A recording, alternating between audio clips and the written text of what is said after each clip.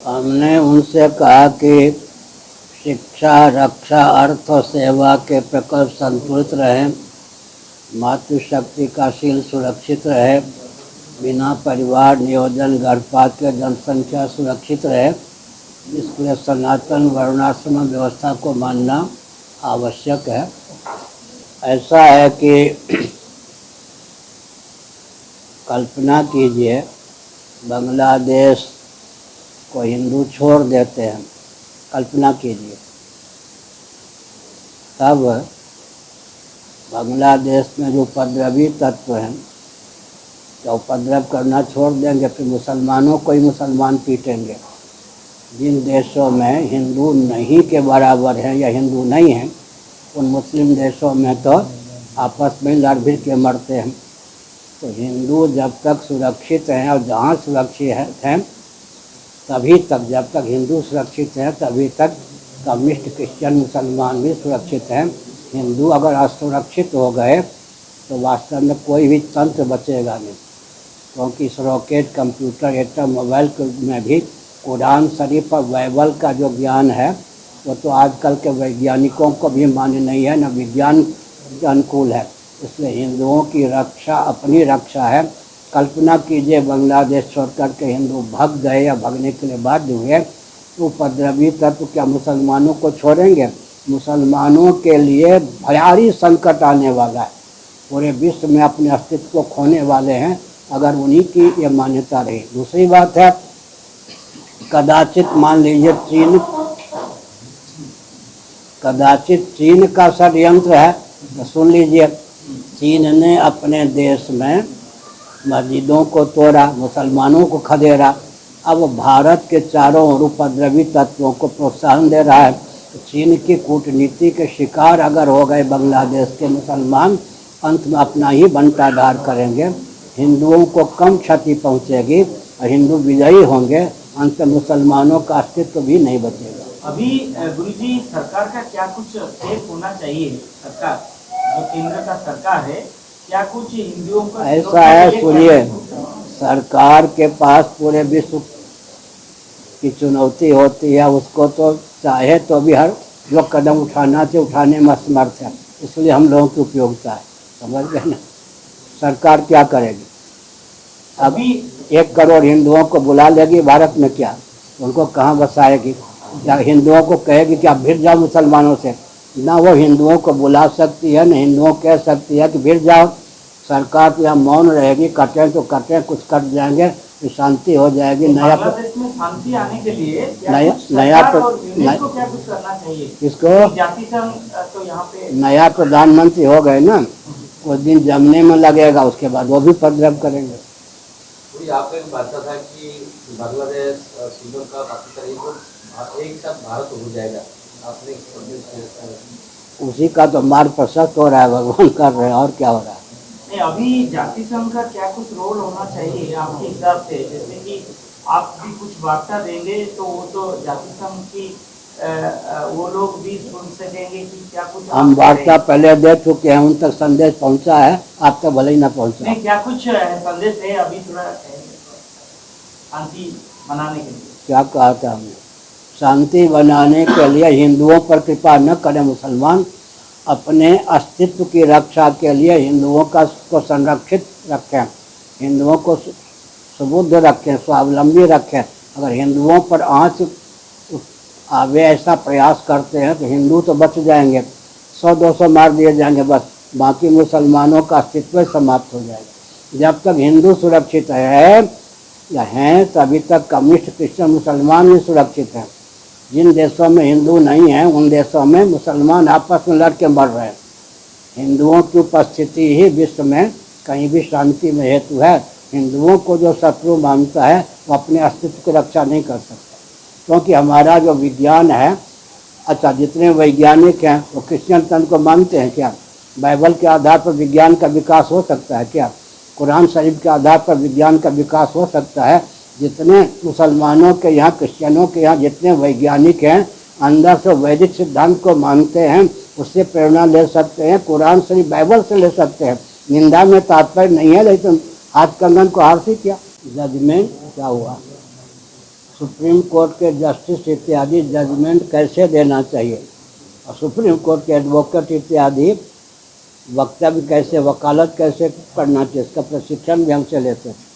हमारे पास आकर जजमेंट कैसे देना चाहिए और वकालत कैसे करना चाहिए, इसका प्रशिक्षण भी हमसे लेते थे। हमारे पास तो आलोचना पहुंची नहीं है। गजपति जी चेयरमैन हैं। अब प्रश्न उठता है आलोचना किसकी करेंगे जब वो चेयरमैन स्वयं है। जब खोला गया अपना चेयरमैन वो स्वयं हैं। हाँ। अगर वो कहना चाहते हैं कि उनकी उपेक्षा हुई तो चेयरमैन क्यों हैं, और अगर उनकी सहभागिता थी तो फिर मुँह खोलने की आवश्यकता क्या है। जो सुप्रीम कोर्ट ने जो निर्देश दिया था कि कोई भी आध्यात्मिक और धार्मिक कार्यक्रम आगे होगा तो जगतगुरु शंकराचार्य का कुछ परामर्श लेना चाहिए, तो ये भी एक आध्यात्मिक ऐसा है कि सुनिए, गजपति जी मेरे पास आते थे, उन्होंने कहा था मुझसे कई बार कि ये समिति जो है मंदिर, वहाँ सब गड़बड़ हो रहा है, मंदिर वहाँ सब गड़बड़ हो रहा है। फिर उन्होंने कहा कि सुप्रीम कोर्ट, समझ गए, सुप्रीम कोर्ट 3 बार में स्टेप बाय स्टेप जजमेंट दे, जो जजमेंट दे अपने बलबूते पर उसको क्रियान्वित भी करे, तभी जाकर मंदिर में जो अव्यवस्था है वो दूर हो सकती है। हमने कहा बहुत अच्छी बात है। दैव योग से जब ये एडवोकेट थे न गजपति जी, उनके जूनियर चीफ जस्टिस हो गए थे सुप्रीम कोर्ट के, वो समझते तो उनकी बात तो मान लेंगे। तो केस पहुंचा तो सुप्रीम कोर्ट के चीफ जस्टिस ने मेरे पास सूचना भेजी कि मंदिर का प्रश्न धार्मिक विषय है, आपका परामर्श क्या है, आपका दृष्टिकोण क्या है, मैं समझना चाहता हूँ। मैंने 31 या 32 बिंदु दिया और गजपति जी को भी दिखा दिया कि हम ये दे रहे हैं। गजपति जी ने समझा कि एक भी नहीं मानेगा सुप्रीम कोर्ट, मैंने जो कहा वही जजमेंट हो गया। अब आप क्या करें, तो आप तो कह ही चुके हैं गोहत्या नहीं होनी चाहिए, लेकिन गोहत्या नहीं होनी चाहिए इसके लिए क्या करें, थोड़ा विचार कीजिए। जब बैलों से खेती नहीं होगी तो बैलों की उपयोगिता नष्ट हुई या नहीं। बैलगाड़ी का युग नहीं रहने देंगे, सब काम ट्रैक्टर आदि से करेंगे। तो जिस प्रजाति की उपयोगिता महायंत्रों के द्वारा छीन ली जाती है, उस प्रजाति का विलोप हो जाता है या नहीं। तो गोवंश की हत्या में गुप्त या प्रकट जो अपना हाथ नहीं मानते उनका भी हाथ हुआ या नहीं। दूसरी हमने संकेत कर दिया। दूसरी बात यह है कि गोवंश नहीं रहेगा। पृथ्वी के धारक तत्व में सबसे प्रथम नाम है गोवंश का। गोभिर विप्रेश्च वेदैश्च सत्यभिः सत्यवादिभिः अलुब्धैः दानशीलैश्च सत्यभिः धार्यते वही। स्कंद पुराण में 2 जगह यह वचन आया है, थोड़ा विचार कीजिए। विकास के नाम पर पृथ्वी को धारण करने वाले जितने तत्व हैं सबको विकृत विलुप्त करने का व्यसन चल रहा है। गोभी गोवंश, उनको विकृत किया जा रहा है, उनका विलोप हो रहा है। विप्रेश्च, सदाचार संयम संपन्न ब्राह्मणों को खदेड़ा जा रहा है, उन्हें विकृत करने का प्रयास किया जा रहा है। गोभिर विप्रेश्च वेदैश्च, ऋगादि वेदों के प्रति भी उपेक्षा की दृष्टि हो रही है।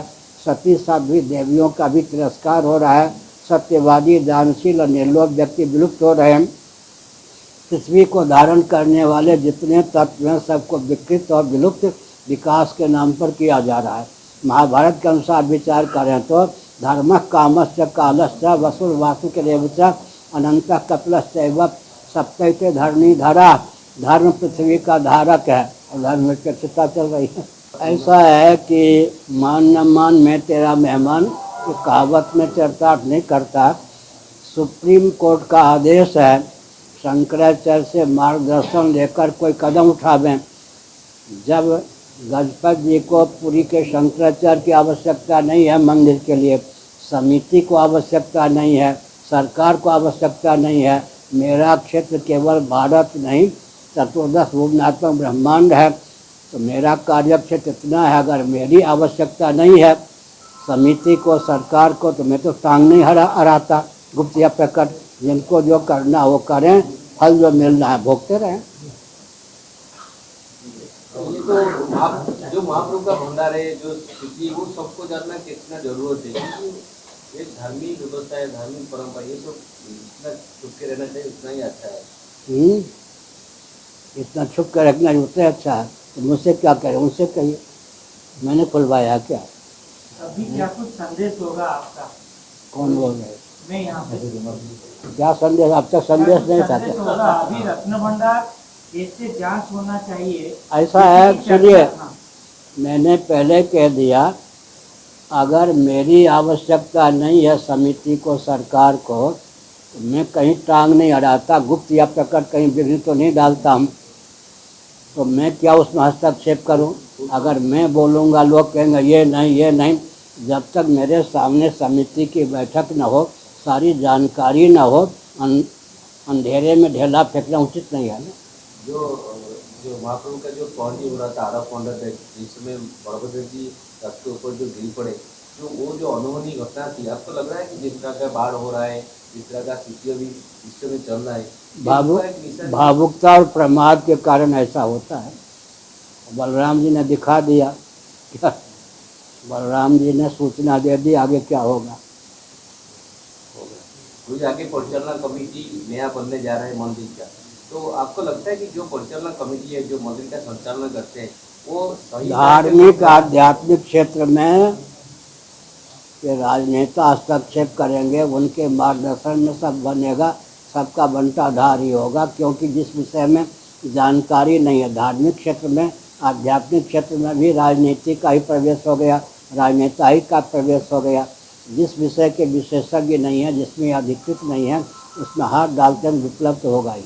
तो नया सरकार तो सनातन धर्म का बात कर रहा था, मठ मंदिर का बात कर रहा है, गुरु जी का सम्मान देने की बात कर रहा है, तो अभी उनसे वो आशा चाहिए कि ऐसा करें। नए सरकार में मुख्यमंत्री इत्यादि जो भी बने हैं, प्रधानमंत्री के द्वारा नियंत्रित है। प्रधानमंत्री किसके द्वारा नियंत्रित है? अब सोच लीजिए। हाँ, बुरा न मानो। प्रधानमंत्री, सुनिए, एक मनमोहन सिंह थे प्रधानमंत्री, उस समय मुख्यमंत्री थे गुजरात के मोदी जी। उन्होंने कहा था मनमोहन सिंह को गोहत्या बंद कर देनी चाहिए। मनमोहन सिंह को सुनते। अब तो वो स्वयं 10 साल से प्रधानमंत्री हैं, 11वां साल अब शुरू हो गया है। अब वो मनमोहन सिंह को जो उपदेश दे रहे थे गोहत्या बंद हो, अब स्वयं क्यों नहीं कहते? अब